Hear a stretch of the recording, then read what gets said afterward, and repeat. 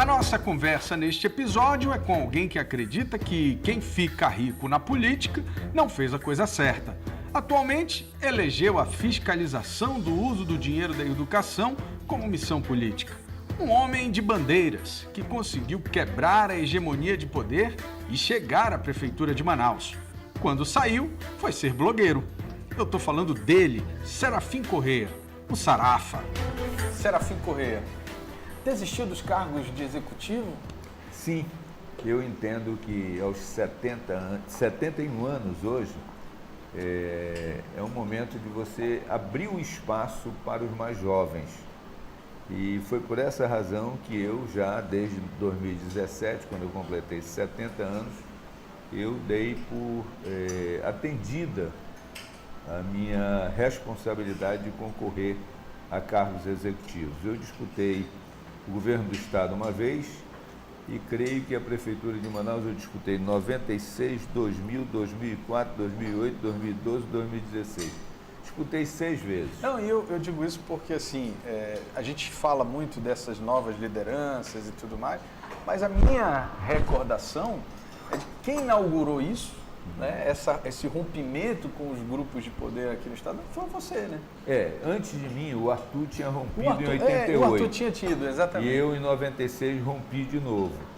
E é o seguinte, eu tenho a consciência tranquila de que eu dei o meu melhor, que fiz o meu melhor. Mas a verdade é que o resultado na reeleição foi adverso e nas eleições que sucederam, pelas mais variadas razões, que não cabe aqui discutir, mas claro, eu posso até lhe relatar, em 2012, a disputa eleitoral seria entre eu e o amazonino. Na hora em que o amazonino disse que não seria candidato a nada, caiu o contraditório, caiu outro polo. Aí veio o Arthur e a Vanessa. E aí o que se estabeleceu? Uma revanche da eleição do Senado. De Senado. E aí, entre eles, polarizou a eleição. Paciência. Passou. 2016, o Arthur foi candidato à reeleição, o Marcelo Ramos foi candidato disputando com ele, e mais 3 candidatos, mais ou menos, que ao final ficaram mais ou menos na mesma posição. Também não deu para chegar. Então, ali naquele momento, eu compreendi que era hora de abrir o espaço para os mais novos. Inclusive, no segundo turno da eleição, eu participei ativamente apoiando a candidatura do Marcelo Ramos. Mas a minha pergunta assim, é mais do caráter do político, né, do desejo político. Ficou faltando digamos assim, esse degrau, ou você, na verdade, deu um novo direcionamento? Não, eu dei um novo direcionamento, por entender que no Legislativo eu posso contribuir, como tenho contribuído no exercício do mandato de deputado estadual. Me sinto bem na Assembleia, tenho uma boa relação com todos os deputados, independentemente de ser governo ou oposição, independente de corrente ideológica, eu me dou bem com todos. E eu tenho ali a oportunidade de ter uma atuação, de dar uma contribuição, de fazer ponderações. Muitas vezes os colegas mais afoitos entendem de uma forma e eu, do alto dos meus mais de 70 anos... Para explicar, né? Eu digo, olha, isso não é bem assim. Às vezes a gente acha que o amarelo é amarelo e o amarelo não é amarelo, é 2 preto. mais 2 não são 4, né? Exatamente, que 2 mais 2 são 4 e nem sempre, às vezes é 3 e às vezes é 5. Então, por isso eu estou lá, dando a minha contribuição, e agora vou submeter o meu nome às urnas com a consciência tranquila de ter feito o meu melhor, de ter procurado fazer o melhor, de forma muito serena, muito equilibrada, sem agredir ninguém, sem xingar a mãe de ninguém, contribuindo, criticando, sendo objetivo nas posições, mas sem ofender ninguém, porque eu acho que essa página a gente tem que virar da nossa política. Eu me recordo, viu, Serafim, eu estava brincando até agora com a tua assessoria, que a minha memória político-afetiva me traz aí, isso tem bem marcado na minha vida profissional, aquele momento dessa sua eleição, acho que em 2010, 2004. E eu me recordo que naquele momento você tinha mandado fazer uma cara, exato. Era o Sarafa, né? E aí as pessoas colocavam uma máscara, né? E aí o apresentador, Roberto Mendes, na época, usou o início do programa, que foi a sua primeira entrevista como prefeito eleito ali, ele usou aquela máscara. Esse Sarafa ainda existe aí? Existe, sim. Inclusive eu tenho um blog, que é o blog do Sarafa. O meu aplicativo, que é Deputado Serafim, está lá a carinha do Sarafa. O Sarafa é um personagem. Eu digo esse sentimento do Sarafa. Esse sentimento, a mesma garra, a mesma determinação, indo para a rua, indo para as caminhadas, conversando com o eleitor, ouvindo. O eleitor, ele está muito cético, né? Ele não acredita em mais ninguém.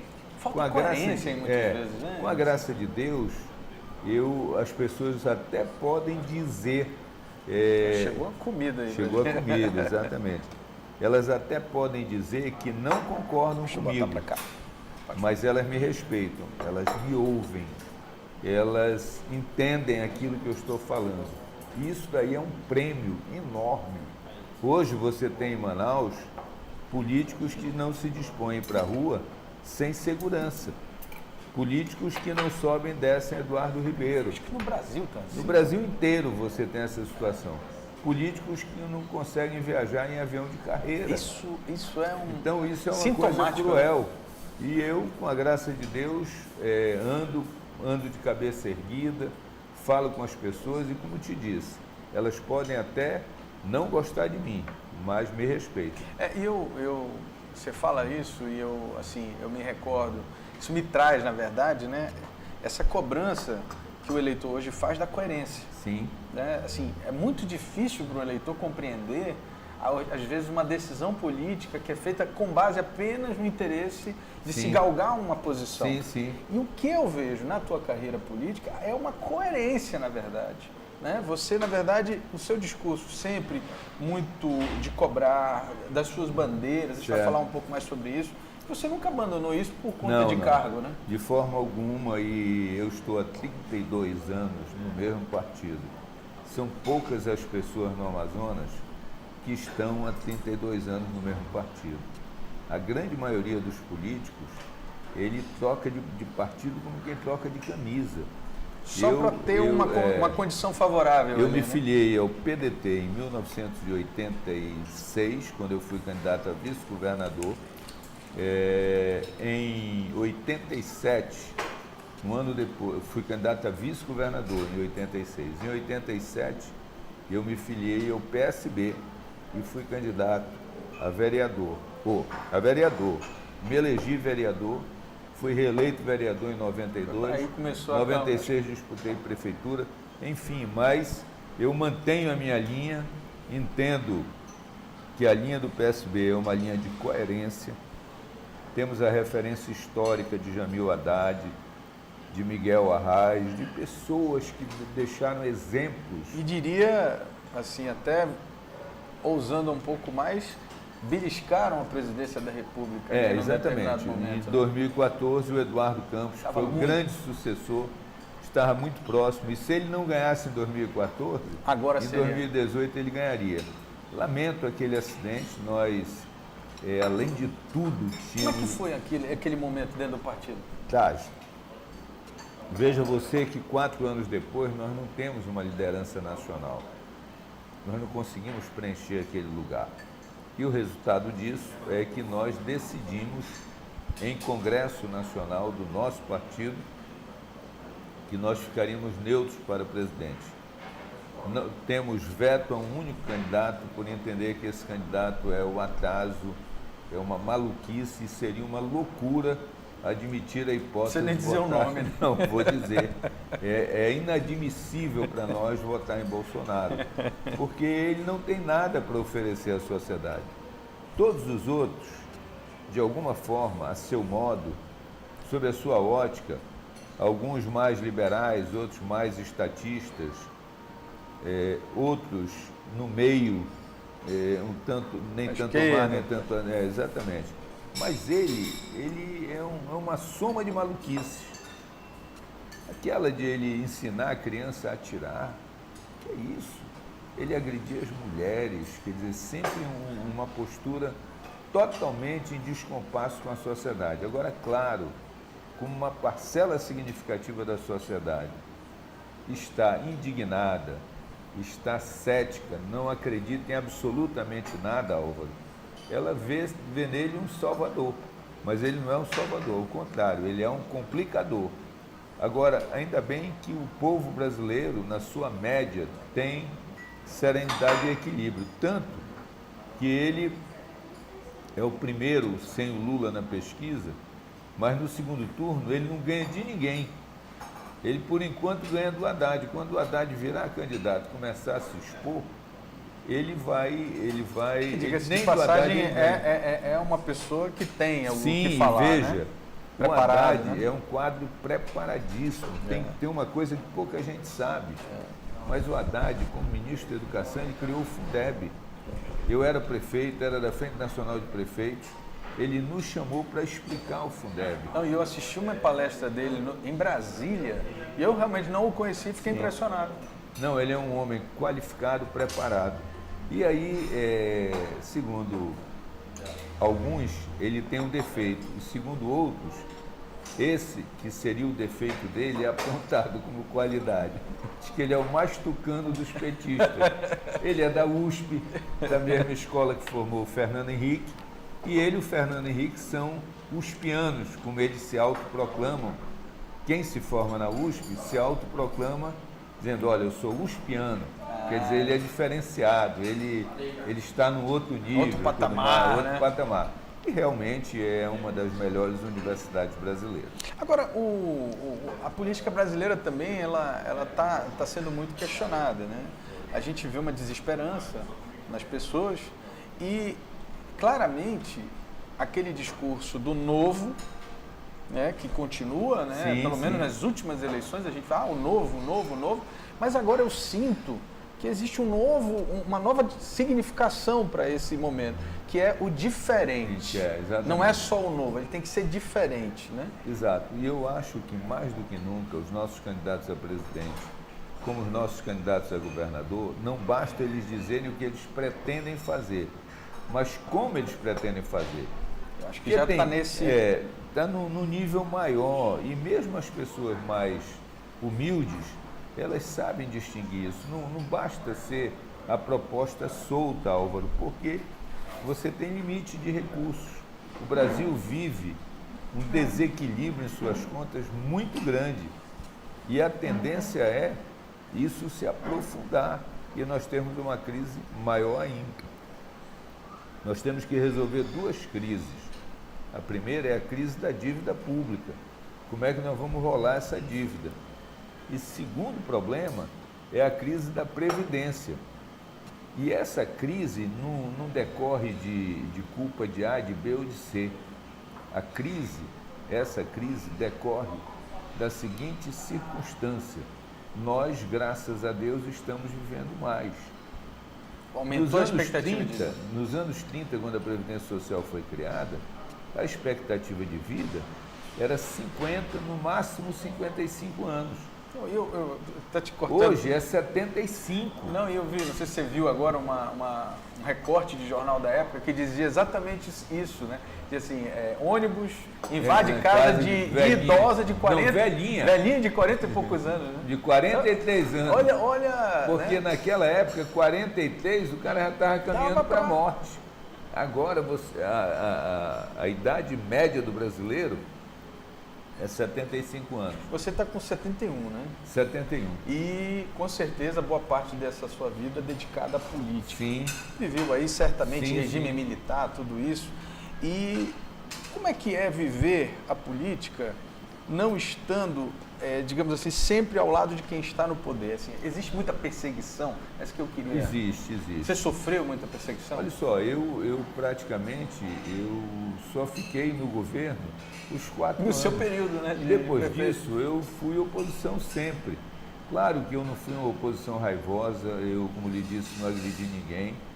Eu sempre discordei de frente, dizendo por que discordava. Eu digo, olha, não concordo com isso. Isso vai trazer tais e tais e tais consequências. Isso é desastroso. E voto sempre de acordo com a minha consciência. A rigor, eu só fiquei 4 anos no poder. E, com a graça de Deus, eu sou uma pessoa tranquila. Eu, quando entrei na política, o meu patrimônio era a casa onde eu moro. E hoje continua sendo a casa onde eu moro. Mas e as perseguições, tiveram? Olha só, e aí é nas mínimas coisas. Sentiu isso? E são situações até absurdas. Por exemplo, em 2016, nós aprovamos o orçamento impositivo. Certo. Isso existe a nível de Congresso Nacional e existe em todos os estados. Aí, aqui no Amazonas, 2016, nós aprovamos emendas, 2017 deu aquela confusão, tivemos 3 governadores e o fato é que as emendas não foram executadas. Em 2017, nós apresentamos as emendas para 2018. E essas emendas não são para o deputado, essas emendas são para atender pleitos das comunidades. O que aconteceu? Nós que somos oposição ao governo, ninguém teve uma única emenda liberada. O governador diz o seguinte, eu tenho até 31 de dezembro para liberar. Mas deputados que são da sua base tiveram as suas emendas liberadas. Então, por exemplo, chega um deputado que teve a emenda liberada, ele chega naquele município e diz o seguinte, olha, está sendo asfaltado com a minha emenda. E capta aquela... E capta aquilo, quer dizer, ele leva uma vantagem sobre nós outros. Quero dizer também que as minhas emendas, a maioria delas é voltada para a própria administração, como, por exemplo, quimioterapia para a Fundação SECOM, como, por exemplo, o exame de citopatologia e meio líquido do câncer de colo de útero, que seria um convênio com a Prefeitura de Manaus. Então, são emendas de valores pequenos, em favor da, por exemplo, Igreja da Catedral, Igreja de São Sebastião, Igreja dos Remédios. Aí nenhuma dessas emendas foi liberada. Quer dizer, como se isso fosse atingir a mim. Não vai. Isso vai atingir aquelas pessoas, por exemplo, as igrejas, todas elas com problema de infiltração.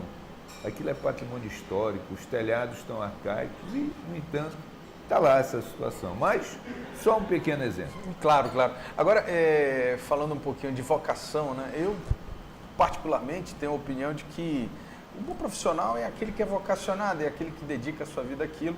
E eu sou muito a favor do político que dedicou realmente a sua vida, a partir de um determinado momento, se entregou para aquilo ali. Acho que você é um exemplo disso também.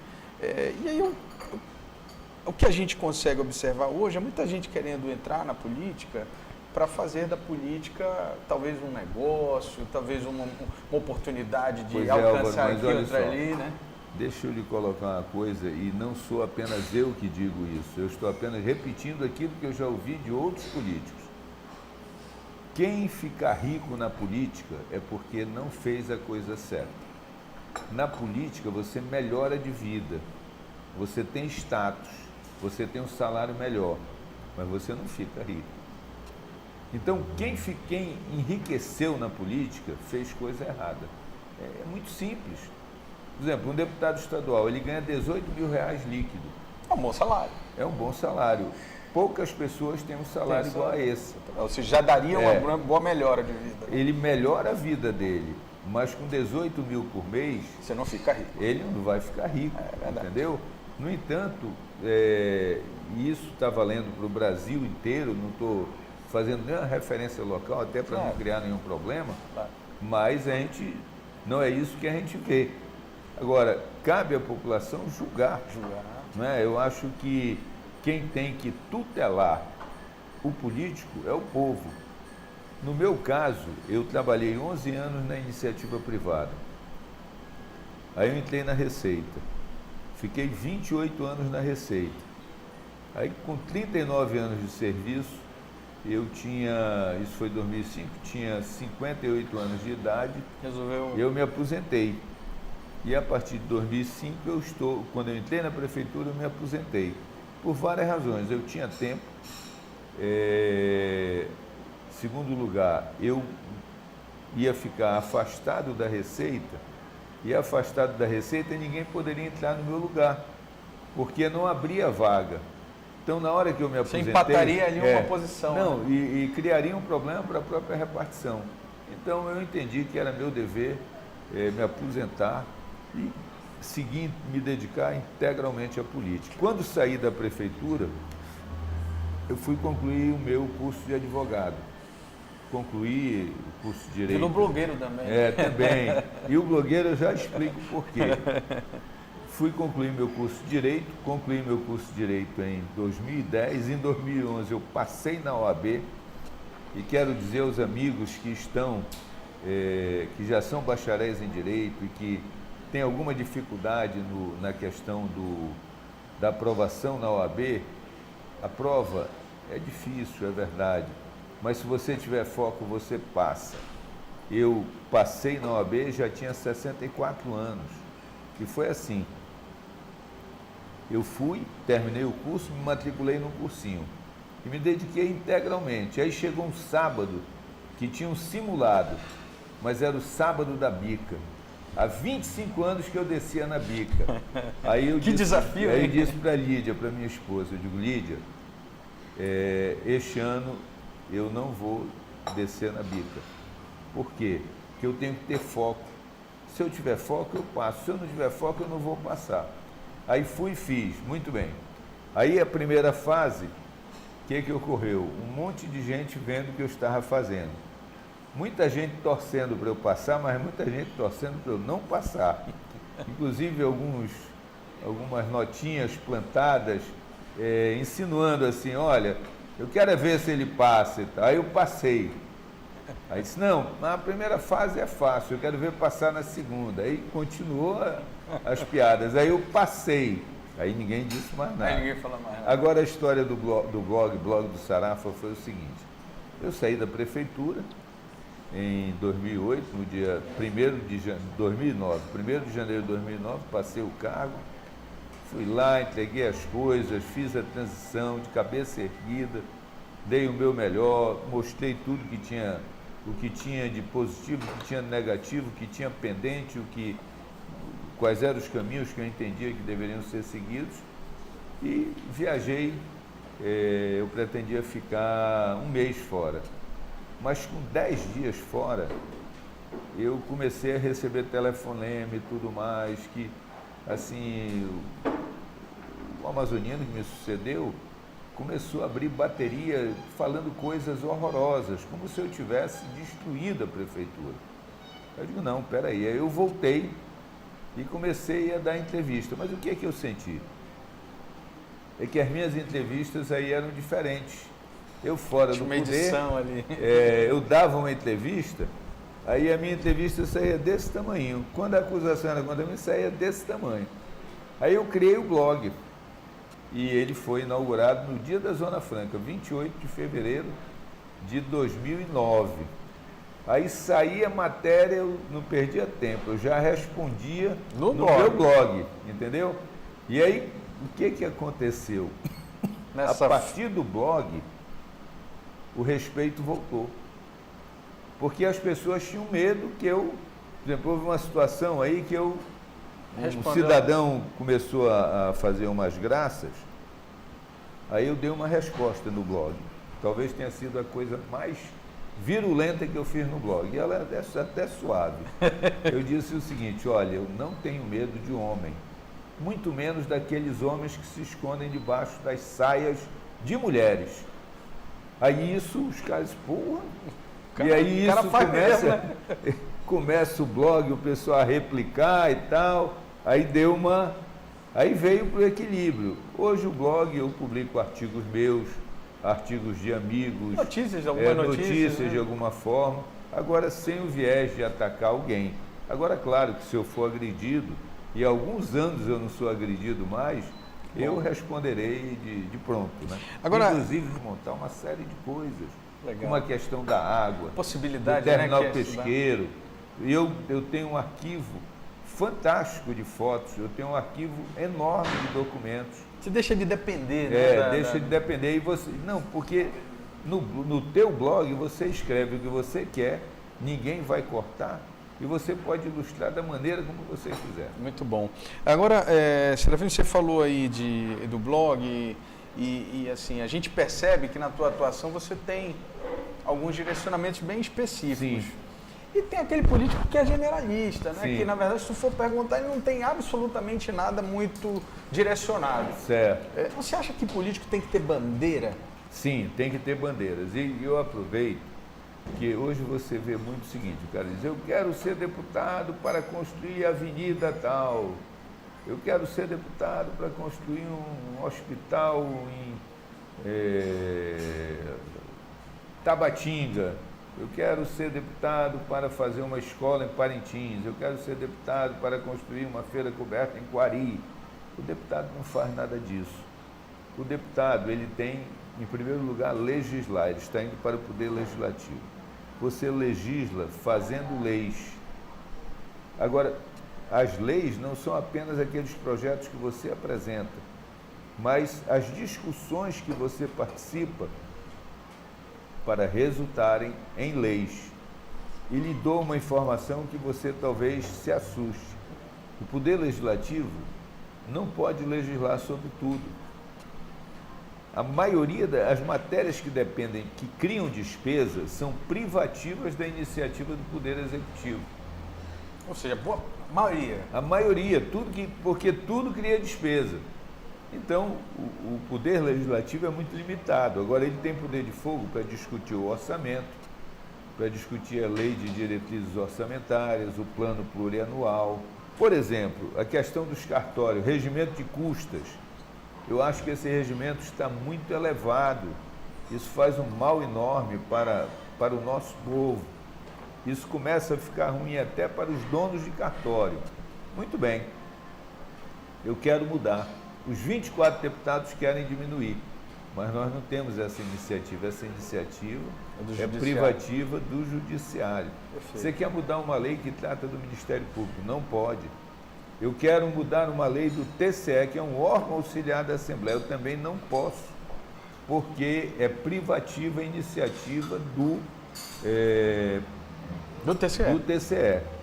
Então, primeiro, o deputado ele tem que saber atuar fazendo leis.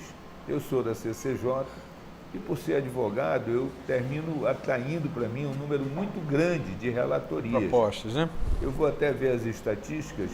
Ao longo dos 4 anos, eu devo ter relatado, com certeza, mais de 500 projetos. Segundo lugar, ele tem que fiscalizar o governo. Em terceiro lugar, ele tem que ter bandeiras.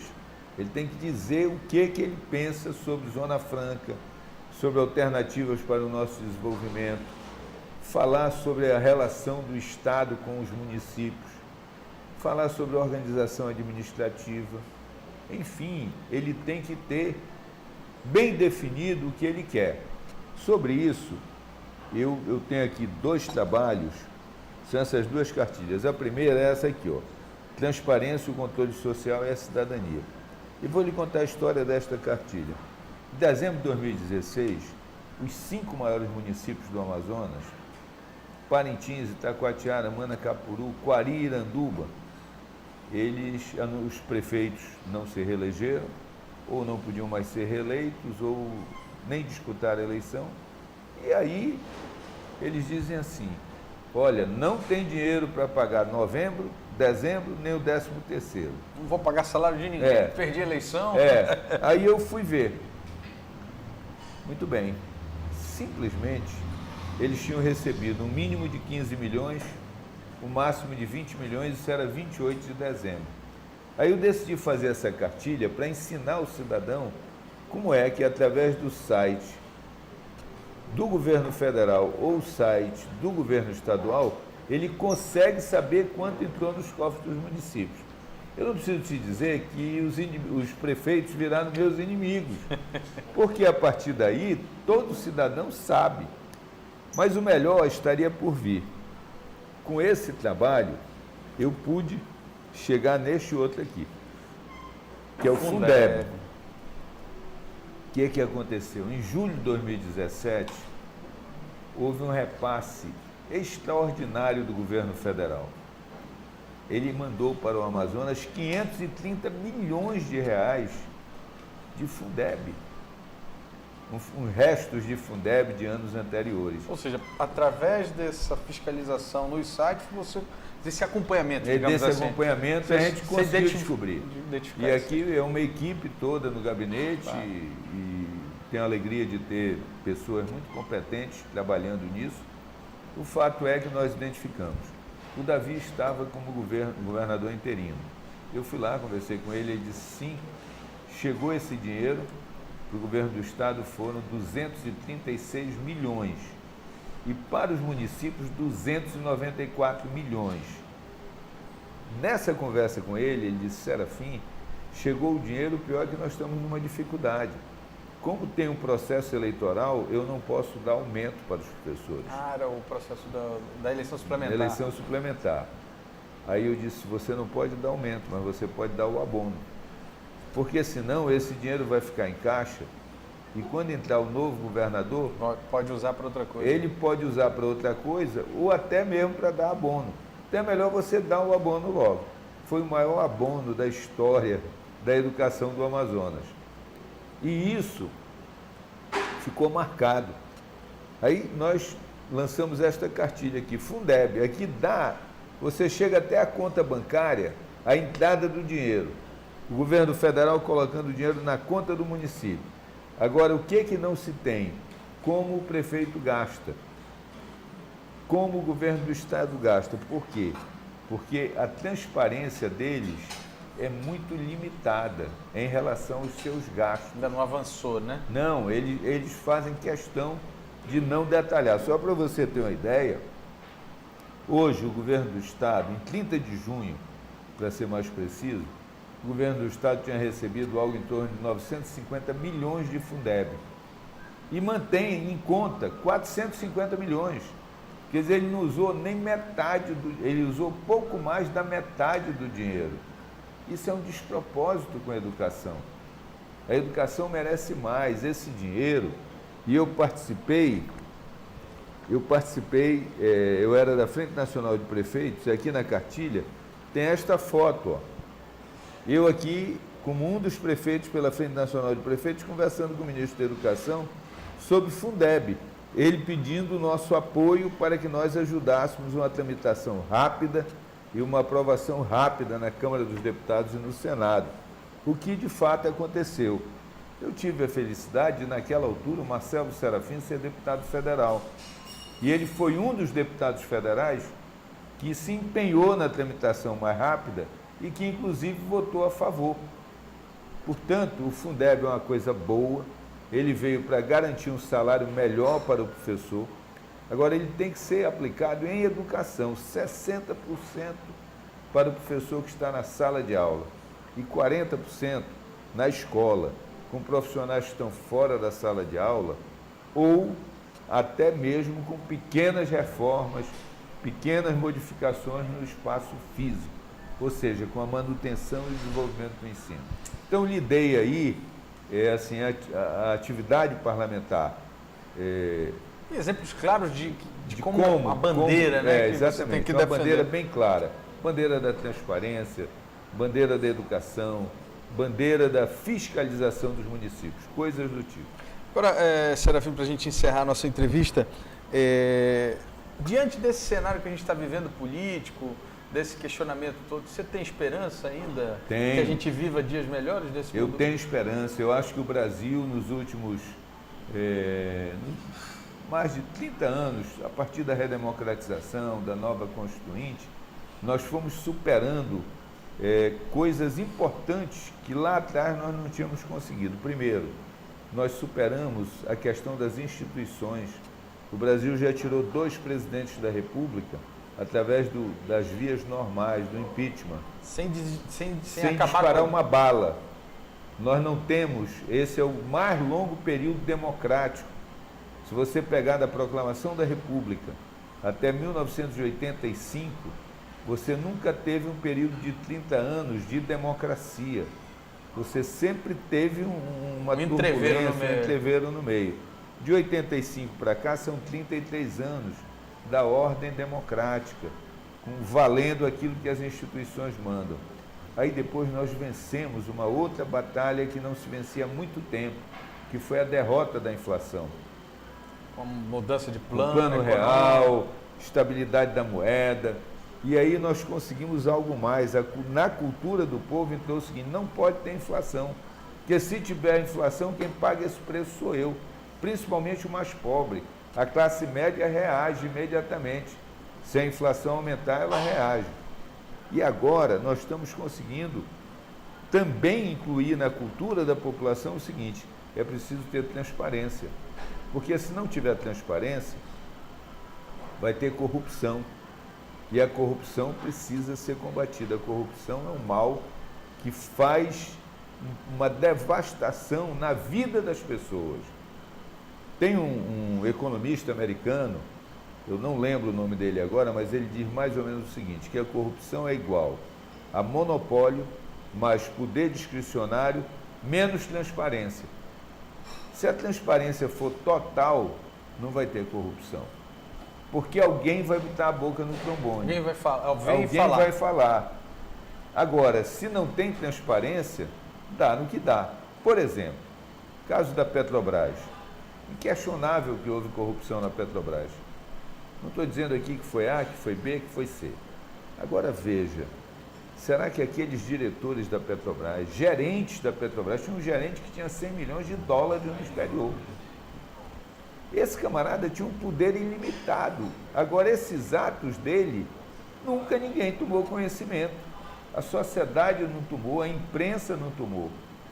Porque a Petrobras era e continua sendo uma empresa muito fechada. Ela tem que se abrir. As estatais brasileiras, de modo geral, são muito fechadas. E isso daí, abri-las, faz bem, em primeiro lugar, para a sociedade como um todo, mas em segundo lugar para a própria empresa. E isso talvez os grupos políticos que dominam essas empresas não querem e não compreenderam que a sociedade não tolera mais isso.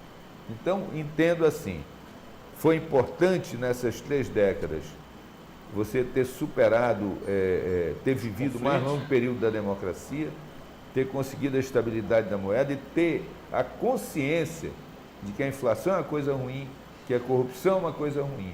Isso hoje está muito claro para as pessoas. Serafim. Eu que lhe agradeço, obrigado. Álvaro.